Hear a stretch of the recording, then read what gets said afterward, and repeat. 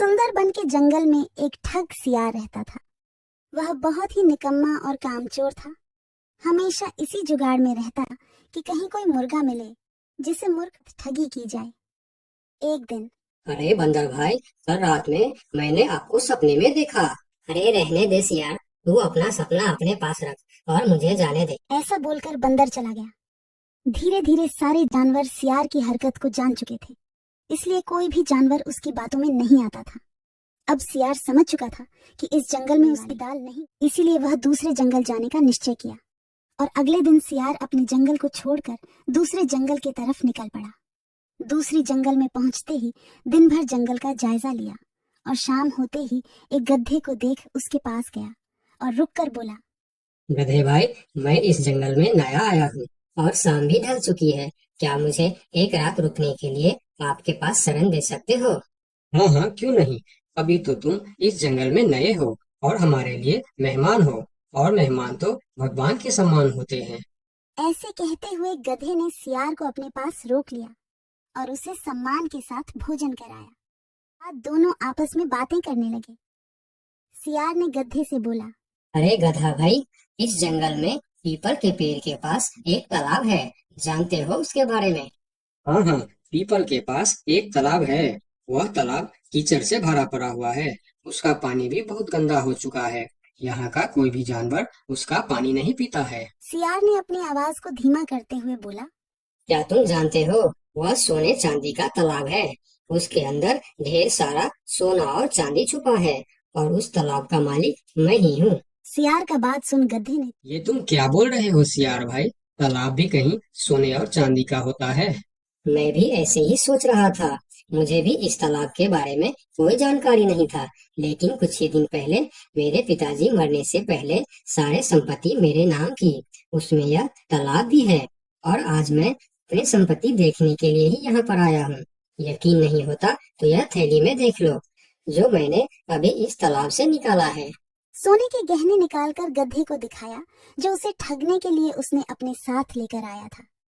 गहने को देखकर गधे को सियार के बात पर विश्वास हो गया और बोला, अरे हाँ, ये तो सचमुच सोने चांदी का है। तब तो तुम बड़े ही भाग्यशाली हो, इसलिए तुम्हारे पास ये सोना चांदी का तालाब है। अब सियार मन ही मन खुश हो रहा था। उसे तो इसी बात का इंतजार था। गधा भाई, मुझे इस संपत्ति से कोई भी लालच नहीं है। मेरे पास मेरे जंगल में और बहुत सारे संपत्ति है, जो मेरे पिताजी ने मेरे लिए छोड़कर गए हैं। मैं तो यहाँ तालाब बेचने के लिए आया था। सोचता हूँ तुम भले जानवर दिखते हो, क्यों ना तुमको ही यह सब बेच दूं। मुझे, यानी यह सोने का तालाब मेरा हो जाएगा और मैं इस तालाब का मालिक बन जाऊंगा। बेचारा भोला भाला गधा सियार की चिकनी चुपड़ी बातों में बहुत आसानी से आ गया। गधा सियार से सोने का तालाब खरीदने को तैयार हो गया। दोनों के बीच 4 सिक्कों का सौदा तय हुआ। ठीक है सियार भाई, मैं अभी जाकर हिरन के पास से 4 सिक्का लेकर आता हूँ। मेरे पास अपना घर न होने के कारण मैं अपनी सारी कमाई हिरन के पास ही रखता हूँ, और जब भी मुझे जरूरत पड़ता है मैं उससे ले लेता हूँ। ठीक है गधे भाई, लेकिन ध्यान से, जंगल में किसी को इस बात का पता नहीं चलना चाहिए, वरना जंगल के सारे जानवर मेरे पीछे ही पड़ जाएंगे। ऐसा बोल सियार गधे को भेज देता है और गधा हिरण के पास जाकर अपना सिक्का मांगता है। गधे भाई, घर में सब ठीक तो है ना? आज आपको अचानक से 4 सिक्कों का क्या जरूरत पड़ गया? अरे वह अपने जंगल में जो तालाब है ना, मैं उसे खरीद रहा हूँ। तालाब खरीद रहे हो? क्या करोगे तुम तालाब खरीद के? तालाब का तो पता नहीं, लेकिन उसमें जितना सोना चांदी है वह सब मेरा हो जाएगा। तालाब में सोना? ये तुम क्या बोल रहे हो भाई? मुझे तो कुछ भी समझ में नहीं आ रहा है। मुझे डर है कि तुम कहीं कोई परेशानी में ना आ जाओ। देखो, तुम मुझसे कुछ भी मत छुपाओ। क्या बात है, साफ साफ बताओ मुझे। हमारे जंगल में एक बहुत ही अमीर सियार आया है। ढेर सारी संपत्ति है उसके पास। और तो और, हमारे जंगल में जो तालाब है ना, जिसे हम लोग गंदा नाली समझकर उसका पानी भी नहीं पीते हैं, उस तालाब में ढेर सारा सोना और चांदी है। उसने तो मुझे उस तालाब से सोने का गहना भी निकाल कर दिखाया है। उसी तालाब को मैं खरीद रहा हूँ। के बीच 4 सिक्कों का सौदा हुआ है। मुझे तो वह सियार मूर्ख ही मालूम पड़ता है, जो इतने सस्ते में सोने का तालाब बेच रहा है। मूर्ख वो नहीं, मूर्ख तुम हो। भला तालाब भी कोई सोने चांदी का होता है? अरे गधा भाई, तालाब से पानी निकलता है, सोना नहीं। मैं भी ऐसे ही सोच रहा था, परंतु उसने मुझे सोने निकाल कर भी दिखाया। गधे भाई, मुझे वह कोई ठग मालूम पड़ रहा है, जो तुम्हारे आंखों में धूल झोंक कर तुम्हें झांसा दे रहा है। मैं एक तरकीब बताता हूँ, जिससे दूध का दूध और पानी का पानी हो जाएगा।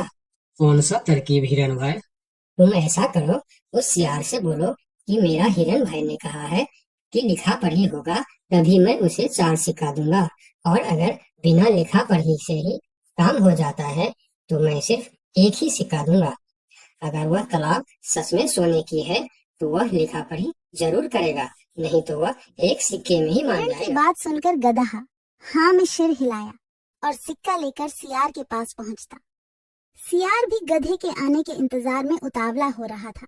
गधा पहुंचते ही सियार से बोला, सियार भाई, मेरा हिरन भाई ने कहा है, यदि आप लिखा पढ़ी के लिए तैयार हो तो मैं आपको 4 सिक्का दूंगा, वरना बिना लिखा पढ़ी के आप एक सिक्का ले लो और मुझे यह तालाब दे दो। सियार ठग किसी तरह से जल्दी करके सिक्का लेकर वहां से जाना चाहता था। वह बोला, अरे गधे भाई, तुम बड़े अच्छे और भले मालूम पड़ रहे हो, तुमसे क्या लिखा पढ़ी कराना।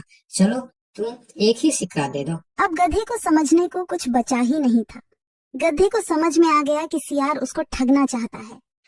ठीक है सियार भाई, कोई भी शुभ कार्य करने से पहले मुंह मीठा करना जरूरी होता है। मैं अभी लड्डू लेकर आता हूँ, आप ये। गधा जंगल से 2-3 जानवरों को बुला लाया और सियार की जमकर धुनाई कर दी। किसी तरह सियार वहां से जान बचाकर भागा।